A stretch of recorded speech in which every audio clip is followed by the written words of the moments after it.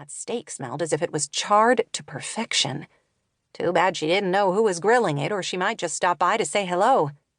McKenzie was briefly tempted to stop in at Serrano's, or even grab a gelato of her own at Carmela's, stracciatella, her particular favorite, but she decided she would be better off taking Rika home.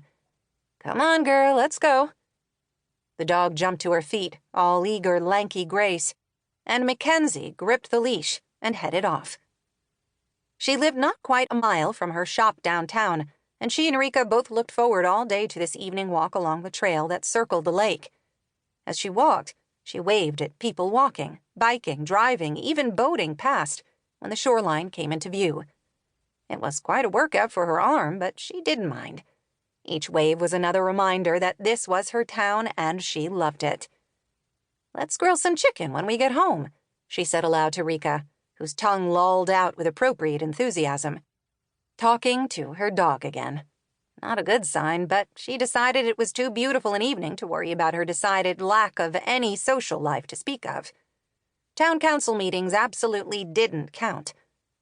Her warm mood lasted until a few houses from her own, when an older gentleman out clipping the tall hedge in front of his trim brick home whirled to face her, almost as if he had been lying in wait for her. Probably exactly what he had been doing. "I need a word with you, missy." Her stomach dropped. Darwin Twitchell, the bane of her existence and the 3 previous mayors before her. "Mr. Twitchell, how are you this lovely evening?" "Terrible," he growled. He wore a perpetual frown, much like his English bulldog Petunia, who adored him. Of the two, Petunia clearly had the more appealing personality. "I'm sorry to hear that," she answered, trying to be polite. "Oh, I doubt that. I really do." She tried so hard to be nice to Darwin.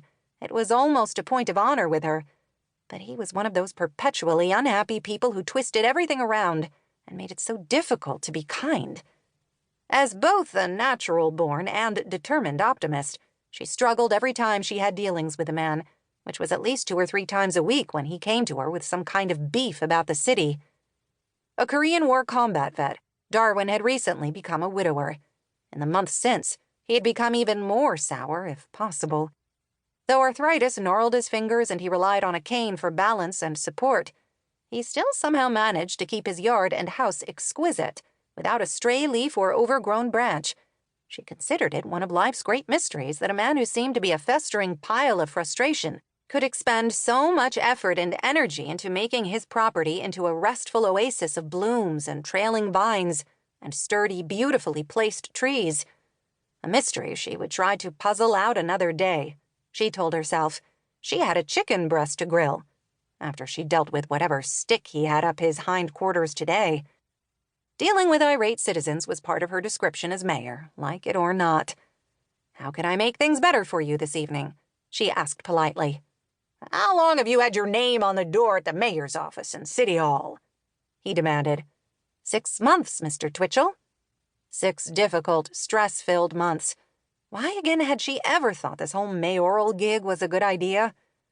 Oh, yes, because she loved this town. Perhaps not every single inhabitant, though. 6 months, Darwin scowled. Or maybe he was beaming with happiness and glee. It was hard to tell since all his facial expressions looked the same.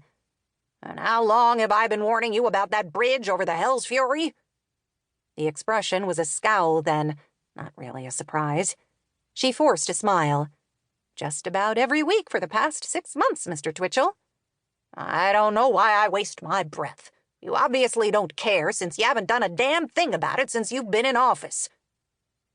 She tried not to let that sting, especially considering all the things she had accomplished in 6 short months.